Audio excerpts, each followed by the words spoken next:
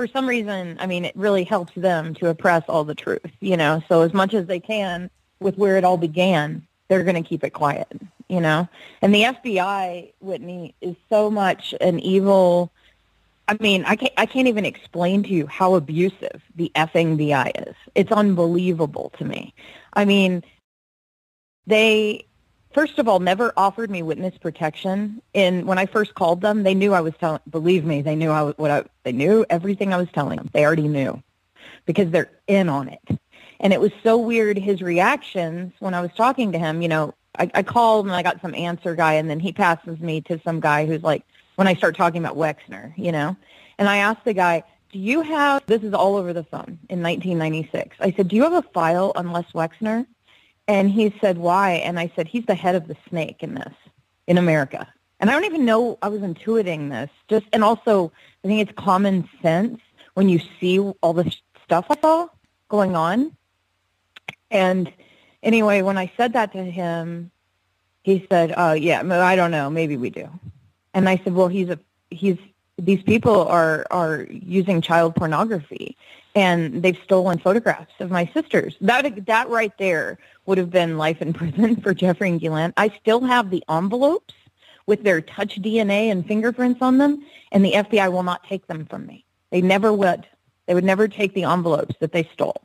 I mean, they photographs out of these envelopes, and I have proof. I still have the envelopes, Whitney. And the FBI was like, yeah, no, we don't need that. They also knew in 1996 that I'd been trafficked and Annie had been trafficked, and that would have been enough to put them away. But they never cared. They didn't care. And the worst part was I named everybody. I named Donald Trump. I named everyone who I thought was a co-conspirator at the time. So I named like Alan Dershowitz, Donald Trump, absolutely the Clintons. You know, these are people that I saw coming and going that I knew were part of it. And I made it really clear that this is a very scary thing for children, and that I see between 5 and 10 girls a day going upstairs. And now that I know what's happening to them, I want it stopped. And the weirdest part was, like, at Wexner's, I was held under guard. So when I first got there, this guy, Randy Bowie, shows up and he says, oh, hey, you're going to really love it here. And he's like, and Abigail's going to call you in a minute and welcome you here. And she's really excited about it. So the deal was I had taken a project from this guy who's a director, James Brooks. He's a director of, like, a lot of films. I think he did The Simpsons. You know, he does a lot of stuff. And I liked a lot of his work. And he did the movie As Good as It Gets. And it was supposed to be a small project. It wasn't even going to be a big deal.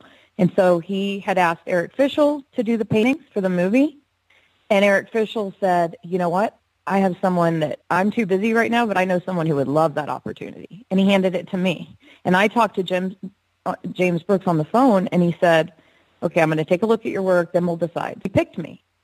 And then I said to Jeffrey and Ghislaine, I want to quit. I'm going to be be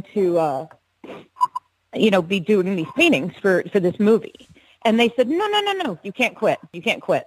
This is what they did every time. I don't know why, but they were like, no, you can't quit. And at this point, they'd already seen a picture of Annie, so that may be why, too. And they're like, okay, so you can just go and do this project at Wexner's because we've actually, for a while been meaning to send you there because Abigail said she wants an artist in residence. So anyway, when I get there, so I wasn't working on, I was doing no project for the Wexners. I didn't care about them, I wasn't impressed by them or anything, and I didn't even want to go there. I did not want to go to Ohio, but I did. I went to Ohio, and when I got there, he was saying to me, Randy was like, listen, you'll go inside and take a call from Abigail, but don't come outside again unless you call her and get her permission. Now here I'm standing outside, and it's really beautiful with my little dog, and I'm thinking, wait, what? And my stomach just sank. And that was like the first clue. And so I talked to her, and she was very phony, creepy, but, very like over the top, welcoming for like 20 minutes, congratulating me on the project, telling me. So when this woman says she's never heard of me, I want to slap her because not only has she heard of me, she kept me captive in that house. I mean, I went out 3 months, and no one ever talks about it. I was there for 3 months, And I was only allowed outside like 4 or 5 times the whole time I was there. And the other thing that the mainstream crappy lying media will never talk about, I guess because Wexner has such ownership of them, I think he's embarrassed of like the wealth or something, because the house I lived in that was the guest house was 26,000 square feet. And I lived there by myself. It was the guest house. His house, yeah, his house, which was right behind it, and I can send you pictures. I mean, really close. Like I have pictures of my brother on the back porch, and this was one of the times we were allowed out, and you can see their house very clearly from him, and you can see in an aerial view. It looks like a second set of arches. Anyway, it's the guest house, and it very much was owned by them, and they had 330 acres that surrounded it, so you can't leave the house. But they're trying to say, we don't have anything to do with that house she was living in. Anyway, whatever. So I guess allegedly they had handed it over to Jeffrey for like a year. You know, they were always doing these really creepy money laundering things with real estate. Yeah. But this house that I lived in, I mean, so while I'm there the whole time, I would call like 100 times before I would get anyone on the phone, and I'd have to ask, you know, I really want to go outside today. And the other part, you're not going to believe this, I had been told that I would be able to eat at this country club and stay there. I mean, you know, go there and play tennis. And I don't really play tennis or anything, but I thought, oh, I'll learn how to play tennis. I'm in Ohio. Why not? And so I only got to go there twice and take a couple lessons. I don't know if you know about Claire Hazel. Okay, she's someone you really need to look into her, because she's a key co-conspirator that no one discusses. And Ghislaine got her married off to one of the what are they called? The Guinness family. So now she's Lady Claire. And you're not going to believe this, Whitney. You know the movie Eyes Wide Shut? It was filmed in Lady Claire's mansion, estate. This Claire Hazel is British, and Ghislaine brought her over. She procured girls from England, at least 2. And you can tell by the flight logs. But it's really weird because she was just a real creeper. And she was like asked to babysit me when I was in Ohio. But Jeffrey introduces her to me as his girlfriend. And he had already told me he was married to Ghislaine. And I'm like, wow, this is so confusing. You know, I had no idea what's happening. And I think they tried out a lot of stories on me and realized they didn't really fly. So they changed their stories with other people. But one of them definitely was that they were married. And then anyway, Claire was someone that was kept by Jeffrey, and she's gotten off just scot-free. You know, with all the crap she did for him, she now lives in that mansion in England. And she's Lady Claire, and she's totally under the radar and protected by money. But that's what Glenn did. Went to keep people quiet. Like she got Sarah Kellen married up to that NASCAR driver. She married up Claire. I mean, there's a whole list of them. You can see that she just found a way to get them a lot of money so that they would stay quiet. And they're all like Ghislaine friends. Yeah, that she introduced them to. But anyway, when I was supposed to be able to use this country club, I was able to go a couple times with Claire. And when I called Ghislaine and asked why I couldn't eat there, she said, it's a Jewish country club. You're not Jewish. They're not going to serve you. This is how this woman spoke to me. Yeah, this is how these people think, Whitney. They, honest to God, think their DNA is better than everybody else's. I swear to you.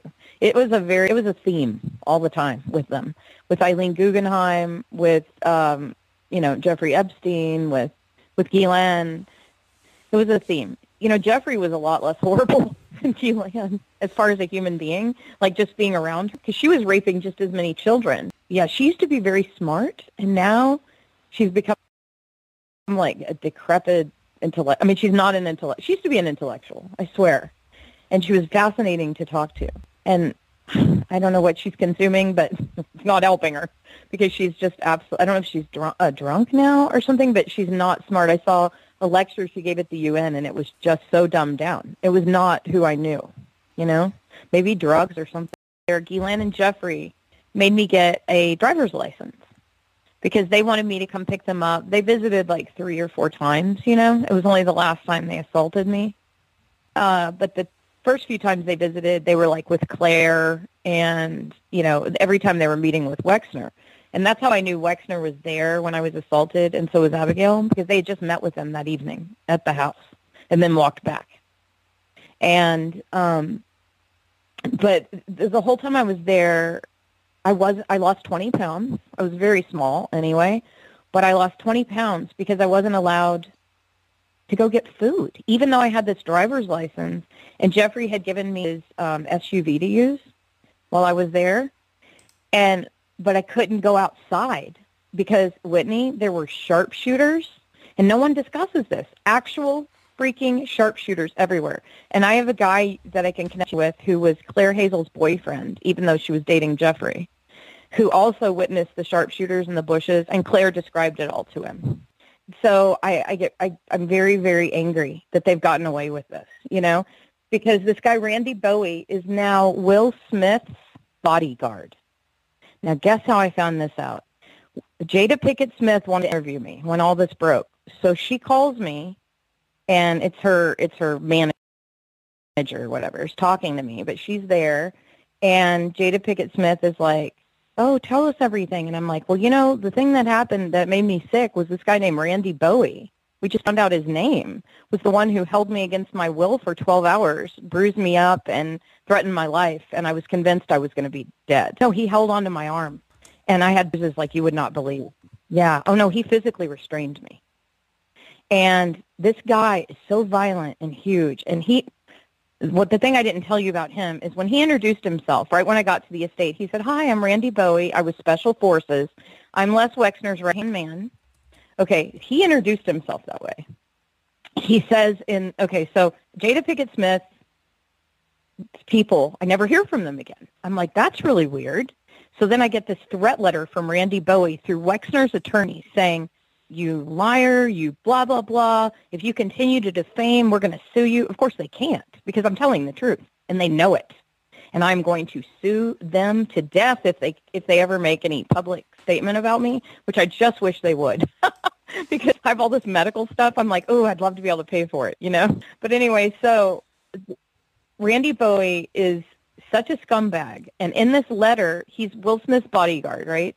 And he also protects, all these other, Hollywood elites, which really gives me the creeps that I almost interviewed with them, and they're part of the problem. And I didn't think they were part of the problem because I thought she fought with, the Weinstein thing, remember? But I guess it's all just a big scam, I mean, they're all part. I guess if you're really successful in America, there's a reason why, and I think you've participated in it, And anyway, the weirdest part about being at Wexner's was I kept all my things, like my photographs and things, downstairs in this area that was below, the basement level.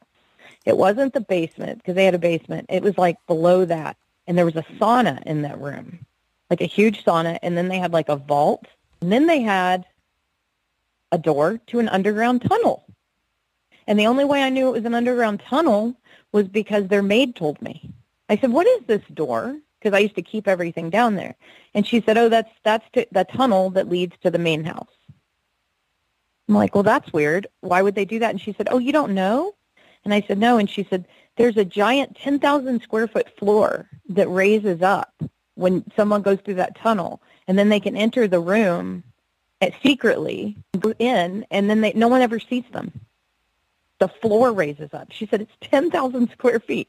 Now, this is just the maid telling me. And she cleans it, so she really had no reason to not tell me the truth, And she'd been working there a long time, and I asked her, have you ever met Les Wexner? And she said, no. I've been working here about 20 years.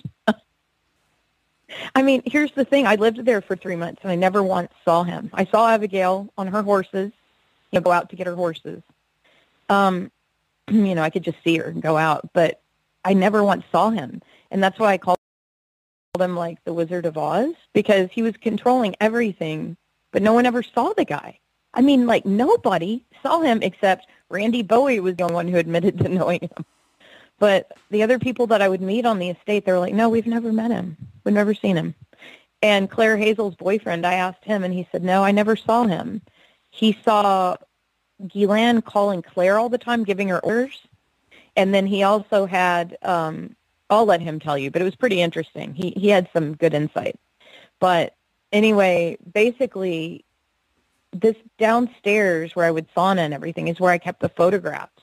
And the only way Ghislaine and Jeffrey knew that is they watched me on video all the time. Okay, so Wexner set up, just so you know, nobody talks about this, but Whitney, before that first house, before the house on 66 or 70 something, whatever, 71st Street, the house that Wexner gave to Jeffrey for $1. Before that house, there was another one. Yeah, Wexner gave him that one, and that thing was incredible. That's where Annie actually met him. I brought her over there. But that house, that mansion then was later given to Ghislaine recently. She sold it to give it to, or the townhouse, whatever, and that's how she settled with Virginia. She sold that. And I know because I was testifying for Virginia. And she also had an apartment she took me to. And I walked in the first day, and it had one of my drawings on the wall. And I'm like, what are you doing with my drawing? It had been in my portfolio in my apartment in New York. And someone had gone in there and taken it out and framed it and hung it. She said, oh, I always liked that, so I took it. So she takes me to the mantle. I'd never been in this apartment. It's on the Upper East Side. It was like probably 3,000 square feet. Really nice apartment. Like, I didn't have any friends that lived that well, you know. But it wasn't like, showy like her other places. But she shows me on the mantle, and I'm like, oh, what's this? And she said, these are things my father took from the British Museum. And she's like, they're ancient relics.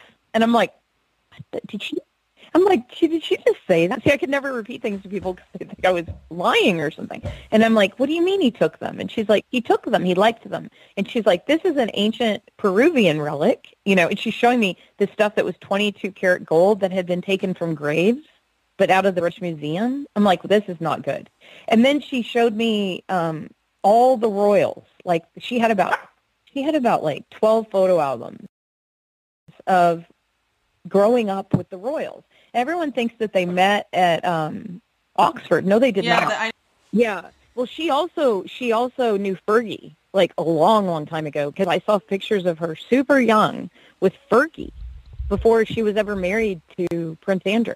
And I mean, it was weird. It's like somehow she knew a lot of these people. Now, she knew Prince Andrew when they were definitely she looked maybe 20 in some of these pictures, or maybe younger than that even, with Prince Andrew.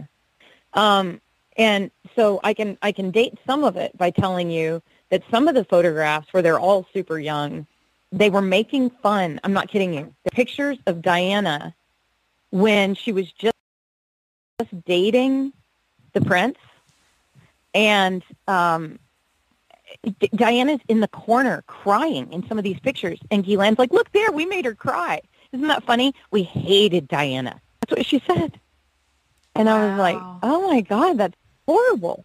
Yeah, they were very mean to her, like abusive to her. And so, yeah, and they thought it was really funny. When they had, I had to go to Florida a few times, and I don't know why they would bring me. It was really weird. It's like they had to have people telling people what to do all the time around them. Not really Jeffrey, but Ghislaine. She needed servants around her all the time. So I guess she saw me as like a servant, She would also invite me to go shopping, and she didn't have friends, obviously, So they brought me to Florida, and on one of the first time I got there, they showed me all around the house, and there was this one room. There was something that I needed, and she said, oh, come with me, we'll go get it. And we went upstairs, and she showed me this room, and it was the weirdest thing I've ever seen in my life, Whitney. I walk in, and there's like, how do I even explain this? It's like this place for your feet to hang on the wall, and then these leather straps to put around your calves so you hang upside down. And then there were all these, devices everywhere. Okay, so I'm like, what is that? And I point to the wall, and she said, well, that's for yoga. I can hang upside down for 45 minutes like a bat. Keeps me really young. I was like, that's so weird. And I said, well, what's this thing in the middle of the room? She said, oh, that's a sex swing, honey. She goes, that's a sex swing. And I'm like, oh, I'm going to be sick, I thought, man, the British are weird, She's really like the first British woman I've ever known. Yeah, because she's just so eccentric and British, But anyway, so, yeah, no, they're not.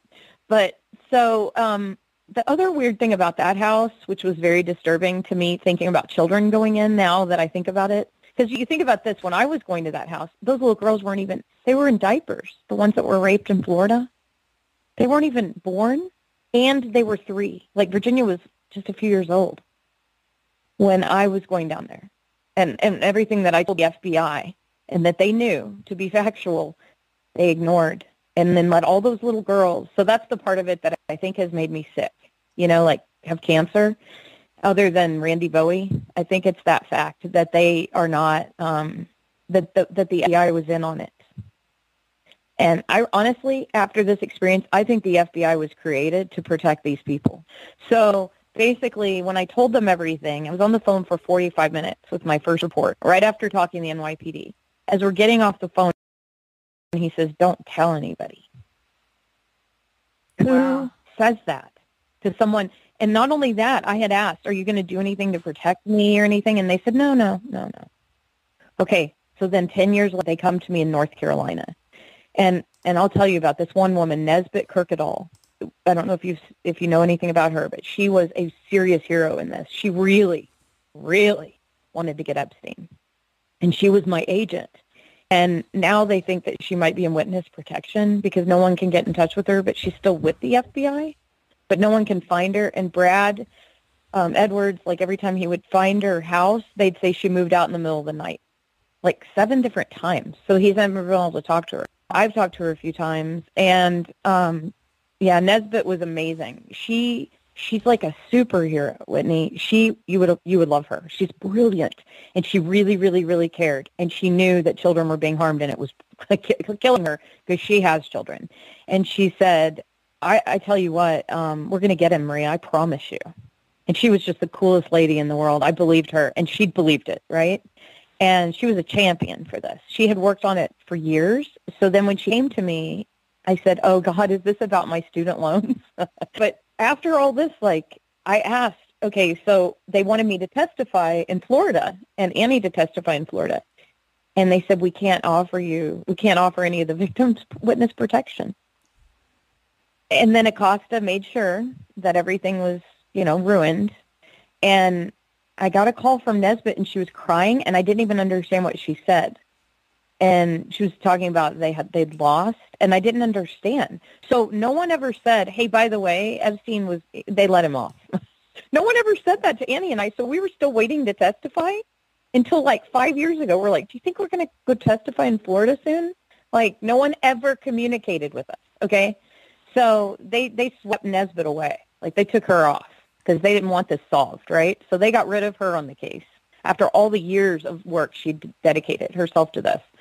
So they get rid of her, this genius, and then they settle with him. No one ever says anything to us. Then, but before all that, I was already in hiding because of Vanity Fair. Vicky Ward I'm going to tell you right now, she's a monster. She's a true monster. She's not a hero. We had to send a cease and desist letter because she's harassed my family for so long to try to save her face, because she told Ghislaine Maxwell over drinks that I reported them to the FBI. Can you believe that? It's sad because, I was going to just tell you just a short thing on Vicky. She, for a year, promised us our safety, for a whole year. And see, I didn't meet with Graydon. I met with Vicky. And so Vicky's the one that's responsible here, because she was the person who promised us our safety, and she promised us that she would protect the story, right? Since then, she calls and threatens, "I own your story. I can write your story." She's a real piece of work. Vicky Ward cares about one person, and that's Vicky Ward. She had CNN sending me hate mail and threat letters if I wouldn't interview with her. And so my lawyers had to send CNN and Vicky Ward a cease and desist. Wow. Because of her hate. She was calling my mom, making her cry, harassing my mother for years. It's so gross. Wow. It's so gross when people like Vicky Ward try to get accolades, and they're really abusers. All I wanted to tell you about her, just because it's an important part of the story, is that my whole family interviewed with her, and it took us a year. Finally, my dad flies out. We all interview with her. We're sitting there, we give her the story, and then she calls and says, and I give her 3 sources. No one ever admits that. 3 sources, but they weren't just sources. They were billionaires and a famous artist. So 2 billionaires who don't want to lose anything, right? Very selfish people. They're billionaires, but they're willing to vouch for me. And they said, no, we'll absolutely vouch for Maria Farmer and Eric Fischel. And they all vouched for me. My story they knew because I had called them from the estate of Les Wexner. But here's the problem with Vicky Ward. Vicky Ward, she goes up to my lawyer in court and says, I know it's awful what I've done to Maria, but, I'm a kept woman, and I need to live in a certain style, and my boyfriend keeps me in my clothes in Bergdorf's. My lawyer's about to throw up on her. He's like, what is this guy? What is she talking? Anyway, it ends up, she lived with Les Wexner's buddy, and I don't know what his name is, but he was Paul Lazane's wife, and he's a billionaire who was best friends with Les Wexner, and she lived with him for the last 20 years. And in absolute comfort and luxury while I was in hiding. So I'm like, wow. I have a problem with her. So, one thing I wanted to say about, I was telling you about at Wexner's, too, and I can't remember. It was so creepy because Abigail wouldn't give me permission to go outside, so I would go jogging in the house. And so I knew the house really well, but I never went into Epstein's room because Guylaine said you can't go in there. But I was talking to you about the cameras. And so there were little pinhole cameras in that first mansion that Annie met Jeffrey in, and in the second mansion that he gave Jeffrey for $1. They were in the building that his brother owned on 66th Street. Okay, all the buildings that Wexner had owned. Well, so here's where they were in the building that Wexner owned. They were in the Victoria's Secret stalls. And the way I know that, okay, so the flagship store was in that building on 66th, and across the street was Jeffrey Epstein's office. He had his offices in the Helmsley Palace Hotel in the front, and they were all on the top floor. And I could, show you a picture of it if you want. I didn't know Guylaine had offices then, because when I was with them, by 1995, they were full-time. She was full-time, what she called the lady of the house. And she was full-time getting children for him. Full-time. I mean full-time. And the other person who was always going around with her, this is really weird, Donald Trump's ex-wife, Ivana, was always in the car with her. I mean, constantly. Not one news organization will mention that. I want Ivana Trump to explain herself. That big old cow. Explain yourself. Why were you going out acquiring children with this woman? Because they'd come back and there'd be a pile of kids. So what's the plan? I mean, what's the deal here? Wow. And that woman is awful, that Ivana Trump. She was they would go, what would happen is she'd say, I'm going out with Ivana, and she would say, Maria, come along. And I would ride in the limo, and the driver knew what they were doing. He was this Hispanic guy. He knew very well what was happening. And I don't know his name, but we would go in the limo, and she'd be chatting with Ivana, and then she'd go, oh, wait, hold on, I see someone. And she'd run out and, talk to a child and exchange information with them, and then come back. And then that child would be, the next day at the house. And I would say, what are you doing? And she said, I'm scouting for Victoria's Secret models. And these were, kids who'd just gotten out of class, so they had their uniforms on. How old always. Were they, would you say? I mean, it was very rare that they... 12, 13. Right, okay. 14 maybe at the oldest. Yeah. Like Brace's age, Mm-hmm. And I would say to her, why are Victoria's Secret? I asked her about 10 times because I have OCD.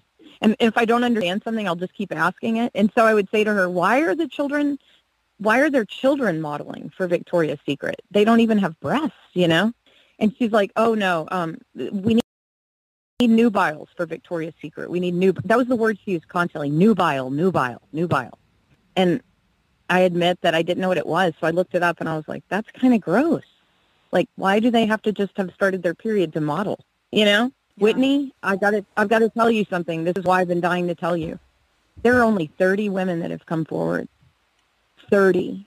Whitney, I saw I'm not kidding, I'm very disturbed by this part. I saw at least 5 girls come in that house a day. Oh, Whitney, it's in the thousands. Where are they? Are they dead? I think that they had to be, because here's the thing, Whitney.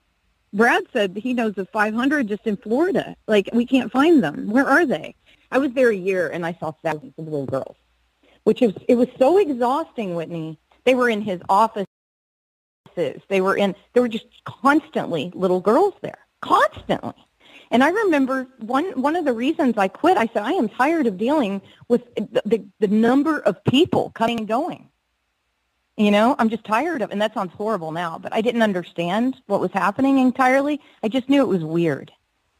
And I certainly didn't know it was pedophilia. I mean, and the other thing is, Ghislaine had said one day in Florida, when I was in Florida, she said, you know, we have to go on a jog for a while. And I said, why? And she said, well, Jeffrey needs 3 massages. So while I was in Florida, there were 3 little girls being assaulted. And now I look back on that, I'm so creeped out. You know, I didn't know. But I knew that they abused their maids from the Philippines. That was another reason I quit. Because one day I went to take a nap upstairs in the 66, or in the mansion on 71st.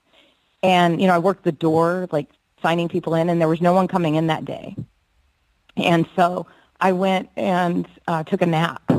And they were the sweetest ladies from the Philippines ever. And they came in, and they were like kind of tucking me in. And one of them whispered, I said, how long have you worked here? And she said, we were stolen.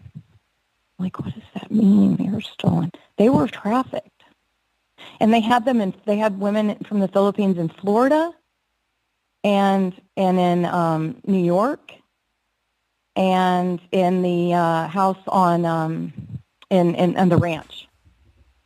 And no one ever cares. Like, I mentioned this and everybody goes, yeah, well, they traffic people out of the Philippines and Thailand as servants.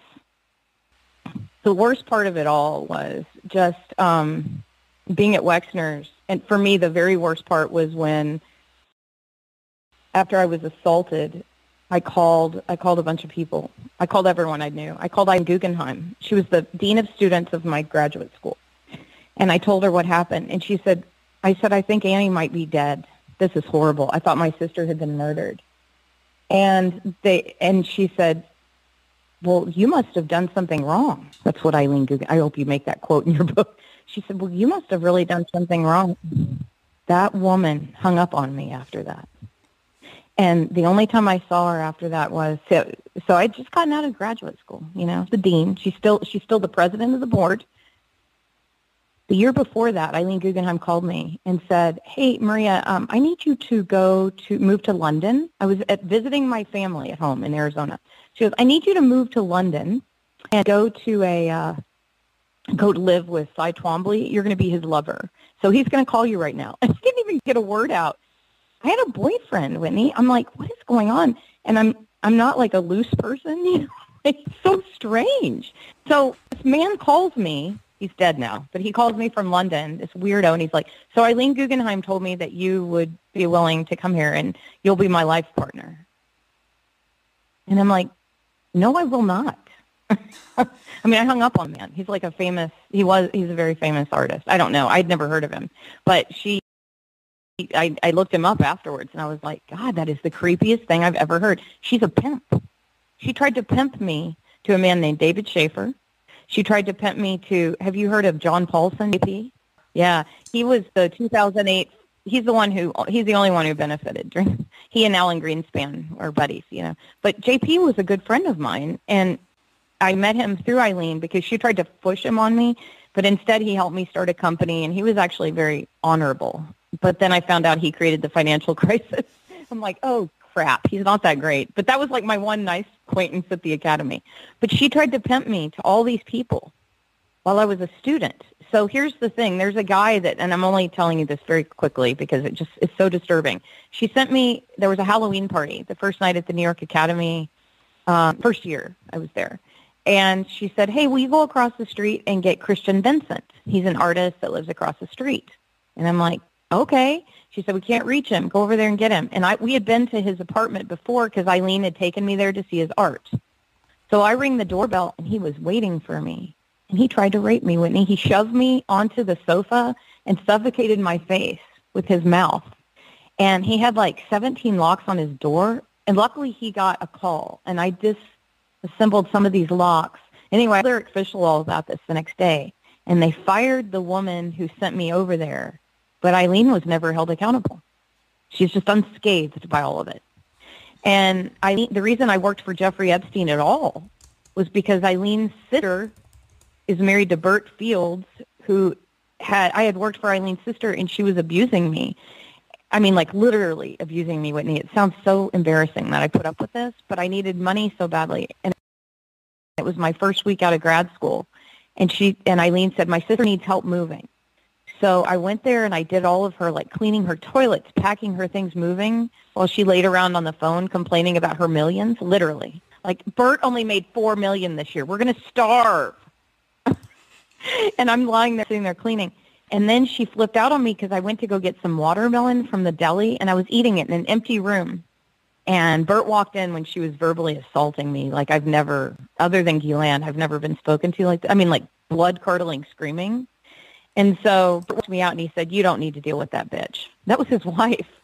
And he's a very famous lawyer. So I walk home. He doesn't even give me the money. And she paid me with bad expired traveler's checks. He doesn't even give me the money for a cab. I walk back home to Greenwich Village. Literally, as I'm walking in the door, the phone's ringing, and it's Jeffrey Epstein. And he's like, I heard you work for that bitch, Barbara. You're going to have a real job tomorrow, Maria. So, like, they're all in on it together. And so that's why I filed my affidavit. And because of that affidavit, and because of my initial report, NYPD came here to solidify everything before the arrest. Yeah.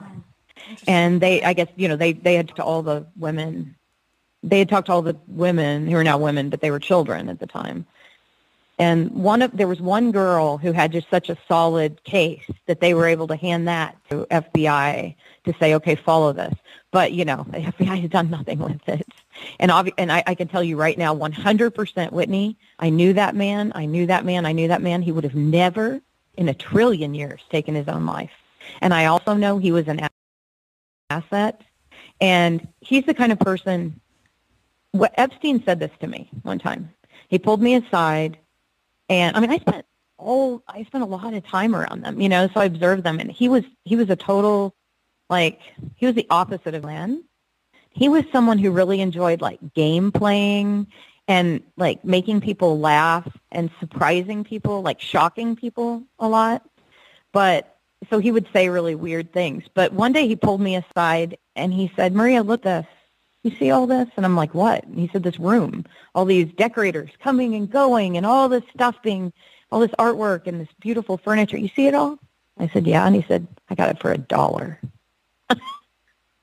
And I was so pissed. I'm like, $1? I pay $500 a month in Greenwich Village. I thought that was a great deal. How did you get this for $1? And this is the first time I heard the name Les Wexner. He said, Wexner gave it all to me. He'll do anything for me. Yep. And he had this big smile on his face. But here's the thing about him, Whitney, and this is the thing that makes me so angry more than any of it. He was a sicko, like sick. He had a mental illness. He was a true pedophile. And all these people knew that, all these adults. It took a year to figure it out, okay? It took the photos of my sisters being stolen. Because even me being molested, it's like, well, I'm an adult, right? But it's sick. But finding out that those children, oh, damn. I mean, these pictures, it's why I stopped painting for 20 years, because I was painting from images, and it just was so upsetting to me that I couldn't even pick up a brush for 20 years. And I actually gave the paintings I did there recently this year, I sent them to Eric Fischel. I was like, you can have these. He always wanted to buy them, and I was like, you know what, they're so disturbing to me, you can just have them, and you'll keep them in your private collection. And he was like, oh, these are incredible. Those are the ones I did for the movie, you know? But I just couldn't even look at the paintings, Whitney. It was so disturbing. But anyway, basically that, yeah, he didn't tell me more about Wexner at the time. He did when I was asking him why everything was so weird. He said, yes, he said that, you know, when people have a lot of money, sometimes they become very eccentric. But he always liked to say, basically, he just indicated that Wexner, like he had Wexner wrapped around his pinky. And I think he knew something on Wexner, and I also think Wexner is gay. And I'm not giving Wexner any excuses here. A lot of people But I think say that Wexner had a crush on Jeffrey. Yeah, and the reason I think this is because Jeffrey indicated that to me. just by not even saying it one day, I said, well, gosh, I mean, this man, he's so generous and he's your only client. And he said, Maria, he adores me. He'll do anything for me. Trust me. The man will do whatever I want. The other thing I've noticed about all these people is Satan's starting to show. I hate to be weird about it, but it's true. Like with all of them, they have aged so poorly. And I don't mean just aesthetically, but they've become decrepit souls. You can see it, Whitney. I've looked up some of the symbolism I saw around the house, and it's satanic symbolism. It is. I don't know if Jeffrey knew. I know Ghislaine knows. So he had he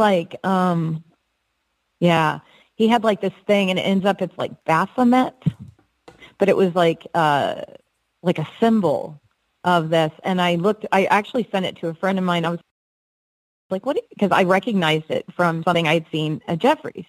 And they were like, oh, that's a symbol of Satan. I'm like, what? Okay.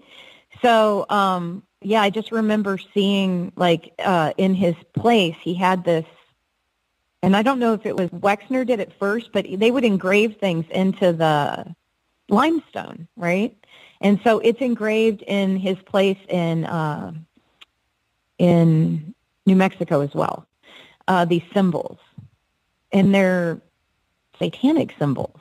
So I'll have to go through and send you images of what I'm talking about. But there's more to this, is all I'm saying.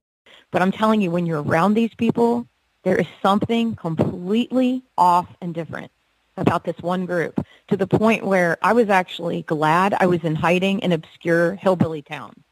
I've had to live in horrible places full of ignorant hillbillies, and it was a relief because they weren't elites. It was just, and for a long time, I had a hard time with all Jewish people. I'm going to be honest with you. For a long time, I was like, I think it's all the Jews. I don't know, because my sister's like, Maria, it's just the ones you met. It's these people. It's just unfortunate that all the Jewish people I met also happen to be pedophiles that run the world economy, So it gives you a bad taste in your mouth. When I was in France in 1991, I was in art school at the Lacoste School of the Arts in the south of France. It was just such a privilege, and it was the most incredible experience, right? And I'm there, and I'm like, wow, this is great. Here I am in art school. This is wonderful. And I see this sign that said, and I remember it so well because my friend Randy Mellick drew it, but I didn't know at the time. I didn't know Randy yet. And I see this sign, and it's elongated, and it's a figure like the one that Ghislaine stole from me. It's a figurative drawing in the red pencil like that. And I was like, oh, I've always wanted to draw like that, and I want to learn anatomy that way. And my roommate, who is German now, she's never been to America. She was German. She said, Marie, you can't go to that school. And I said, why? And she said, they have a pedophile ring they're running out of that school. Whitney, this was 1992. She was talking about the New York Academy of Art. My German roommate in France knew about it. Is that not weird? And I ignored her because I thought, man, she's maybe Germans are weird. I was like, are all German people weird? She's really weird. I thought I'd never even heard the word pedophile. And anyone who used that word, I kind of felt sorry for them. I was like, well, that's a weird thing to think about. I mean, here I am so young, no clue. I'm at a little Christian school in California, a Catholic school in California, had no idea that this stuff existed, even though it goes on in the Catholic Church. I had never seen it. And so when she said, I thought, that is so I remembered after this happened to me, I was like, holy smoke, how did she know that? And of course, I'm not in touch with her anymore, but that was weird. Yeah, you wouldn't believe the way Jeffrey and Ghislaine spoke about African Americans. It was it made my skin crawl. Anybody who was not Jewish, and you're right about this, but the way they spoke about them, it was really horrifying. And it showed me a great deal about how these people truly believe that they're chosen to do something here. I don't know. It's unbelievable to me. I mean, and it was every one of them, the way they spoke. And one time I heard Isabel say to her mother, Eileen, Mommy, why do you call Maria a nobody? And she said, honey, Isabel, Maria is not a Jew. She is a nobody. See, they constantly made it very clear to me. You can't eat at the country club because you're not a Jew. You can't. And I mean, it's like they get hit with a soccer ball in the gut. I've told every news network. And they go, oh, we can't talk about that. of course, you can't talk about the truth, right? You can, but most people just won't. And I think it's a huge part of it because this is a problem. This elitism is very deep. And these are the people pushing racism. These are the people pushing white. They're saying there's white supremacy, which maybe there is in some ignorant Southern hillbilly groups. But I don't know any white supremacists. But I know a lot of Jewish supremacists. They're all elites. And they're all connected. And they're all one big group. And they are the biggest supremacists I've ever met. And the things they said about black people made me cry. Honest to God, it made me sick. I was like, I can't. And they make it very clear. They made it very clear that I was a servant because I was white. I was a white servant. Yeah, it was made very clear to me. No, you're just a servant. You're white.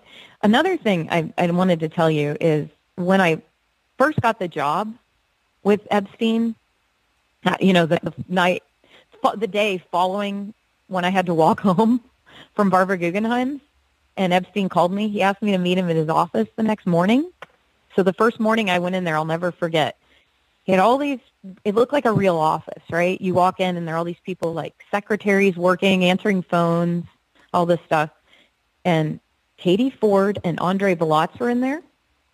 Okay? Katie Ford, if you look back at her, boy, that's a son of a bitch, that woman. She's a real son of a bitch, and nobody has called her out. No one. That woman is why they were able to pretend that they were hiring these models. They used her as a cover. And her mother was partners with that guy that they then partnered with in Europe to start X21 or whatever that group is, that modeling agency, XM. Yeah, Brunel. Katie Ford's mother was partnered with Brunel. And Katie was very connected to him. And Eileen Guggenheim Ghislaine said to me, would you like, I think Annie should model, and we'll just have her model through Katie here. And I was like, Annie doesn't want to model. She wants to go to an Ivy League. She's not interested. Thank you. She's like, oh, well, then she can work for, then I'll call my friend Harvey. She was talking about Harvey Weinstein. She goes, she can just work in, she can work in Hollywood. I'm like, you're not listening to me. She's an academic. She's going to write. She wants to be a doctor. She's not interested. They didn't get it. You know what I mean? So I walk into the office, and I sit down, and behind him, I swear to God, this is the weirdest thing that's ever happened to me in my life, Whitney. I'm sitting there talking, and Jeffrey's got this smile from ear to ear, and he's in sweats. And sitting behind him on the radiator in the Helmsley Palace Hotel office, Morgan Fairchild. And she looks like a tiny plastic doll. And she's just sitting there, never says a word, just smiling. And I'm like, is this Knots Landing? Or like I'm trying to figure out what movie she was in. And I'm like, what's happening? What's happening? And why is this woman observing? And every time I went to her office, every time I went to his office, she was seated there. No one talks about this. But she was there all the time. She was part of his group. She was a groupie or something. I don't know. But she knew very well that he was procuring gin. There's no way she didn't know because she was in his office. And she knew. She knew, And I guarantee you can look up Morgan Fairchild and contact her and ask her what the hell she was doing with him. Because she was very much a part of that. Early 90s, she'd been friends with him for a long time. And when I asked Ghislaine about it, Ghislaine said, oh, Jeffrey thinks that Morgan Fairchild is the perfect woman. And I'm like, but he doesn't even, now I'm thinking about it, he doesn't even like women, but whatever. So that's weird, don't you think? Yeah, Wexner is Israeli intelligence, 100%. And I believe that, there's no way it was just it was a sign that she would be under him. And I know that's where she got all of her funding to do this scam with Epstein. I know that. And they used Epstein. Epstein was like the dumb, I hated how they describe him as like this intellectual. Whitney was not smart. Why did they come see me? Oh, this is the thing that'll kill you. Vicki Ward tells people, she tells everyone when they call her, well, they came to see her in 2000 and, was it 2006? Yeah, they came to see her in 2006 in the woods of North Carolina because I told them about her. She didn't talk to the FBI. She's just crazy. She's like another one of them. I'm like, wow, these elites really stick together. You cannot believe a word she writes. And everything Vicki Ward writes is for her own accolades. She writes it to make herself known. You know, she's mad at us, at my family, because she was trying to do a podcast. She got her gig at CNN because she promised them an exclusive on us, and she couldn't get it. So she pitched a fit. And I told CNN, I said, I would interview with you liars for all the tea in China. Yeah, and it's all out of Israel. I'm going to tell you what Ghislaine told me about her dad. Because, I knew her right after he died. Like, I think he'd only died, 2 years before. He died in 91. She was constantly grieving for him, right? Yeah. Yeah. Yeah, that's right. She was constantly still in grief. And Epstein, okay, so she would tell the story that her dad had Epstein protecting her. And I'm like, wait, what? This is weird. So she would say that Epstein was kind of assigned to her to take care of her because her dad, right before her dad passed away. But her dad knew him. Well, anyway, it's true because they absolutely, Ghislaine's thing that she told me was that he was assigned to her to protect her because her dad had died. And I'm like, who assigned you? You know what I mean? What does that mean? And when she was showing me pictures of her dad and crying over them, I had to sit with this bitch all the time and go through photo albums and I know her really well. And I know how she operates. And that's why I'm so afraid that she's still on the loose. And I know who's taking care of her. I know it is the Rothschilds. I know it is. And I'll tell you how I know. Because Lady Rothschild is ready to kill me. Because she's best friends with the Rothschild? She's going to sue. Is this who you're talking about? Lynn, yeah, Lynn Forrester. She's calling me a liar because she's saying that she set Dershowitz. See, I saw Dershowitz coming in and out of the house. Yeah, she introduced Epstein to Dershowitz, apparently. It's not possible. She claims that anyway. She didn't. Yeah, she did not. She did not. But she wants to think so. So their story is that she introduced them as a gift from Wexner. Because every year Wexner would give a gift to Epstein. And this year he's such a wonderful gift, Dershowitz. So she gave him as a gift. They already knew each other. So whatever. And I know they already knew each other because they knew each other through Barbara Guggenheim's husband, Bert Fields. Look into that. They already knew each other. Okay, so they were all connected somehow, already, But anyway, she said to me, he was assigned to me to protect me because my dad died. And I was like, I don't understand this. And I said, well, what happened to your dad?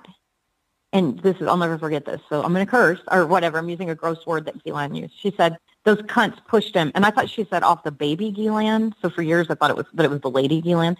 She said, those cunts pushed him off of the baby Ghislaine.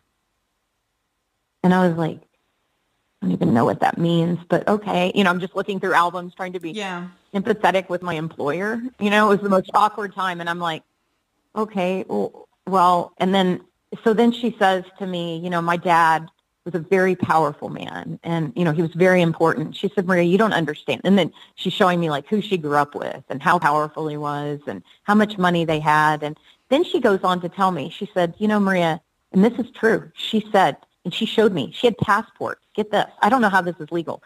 She had a passport, a French passport, an English passport, an Israeli passport, an American passport, and there was one other. I'm trying to think of what the other one was. And I was like, I thought you were only allowed to be a citizen of 2 countries or something. I didn't know. And she's like, oh, no. Because of my dad, I'm a citizen of all these nations. And I'm like, what? So then later, when she was talking to me about something one day, she said that the Rothschilds were the greatest protectors of her family. I'm like, how do these people, how are they all connected? It's unbelievable. And when I called the FBI, I'm going to tell you what I told them. I said, I know this is strange, but I have a report to make. And this is exactly what's Whitney. I said, I have a report to make on someone that I've been working for that recently kidnapped me. I said, I know this is weird and embarrassing, but I have to tell you because I need to know if he's a pedophile. I don't know how I knew to say that. What? Anyway, and they said, who are you talking about? And I said, okay, well, his name is Jeffrey Epstein. And I said, and her name is Ghislaine Maxwell. And I said, but here's what's important. It also involves the Clinton family. It involves Bill Clinton for sure. It involves Donald Trump. And I said the game show host. I thought he was a game show host. I didn't know who he was. And later, I thought it was funny that I said that. But I said, the game show host, Donald Trump. And I said, but the most important one, and I said this, that he's the head of the snake, is Les Wexner. And they said, what do you think he is? And I said, he's Jewish mafia. And they said, what do you mean? And I said, what do you mean? What do I mean? Yeah, I said, what do you mean? What do I mean? I said, he's not Italian. He's Jewish, and he's mafia. I said, I can't be any clearer with you.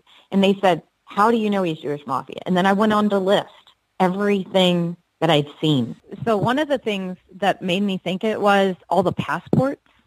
So, they say that they only found, I know for a fact Epstein had an Israeli passport because he showed me. But Epstein, and I'll tell you about the Wexner, why I think he's mafia, but I just want to say, too, why I thought it was really sketchy that they had, how Ghislaine had all those passports, and then it made me really mad that when the FBI raided the safe, I know what was in that safe. And it's not a regular safe. It's a whole room, just so you know. So when people say a safe, they think, oh, it's the safe. Wexner had one, too. It's a whole room you walk into. And in that safe, he had all the paintings he'd been stealing when I was acquiring paintings for him from poor artists. But he also had a lot of photographs of children. And I know for a fact the pictures of my sisters are in there, because one of the people from his freaking office had told me they were in his briefcase, and he kept his briefcase in that safe. He also kept everything in there because he told me he kept it for Wexner, everything. And when I asked why they recorded everything all the time, I said, is Wexner really paranoid? And he said, Epstein said, that's one way of saying it. He keeps everything. He records it all. He said, I record everything, and I keep it for Wexner in the safe. Mm-hmm. So the first house I go to has pinhole cameras. Jeffrey's showing me. He's really proud of them. Second house I go to has pinhole cameras. He says, Wexner gave me this house for $1. Wexner gave me this for $1. Then I go to the apartment.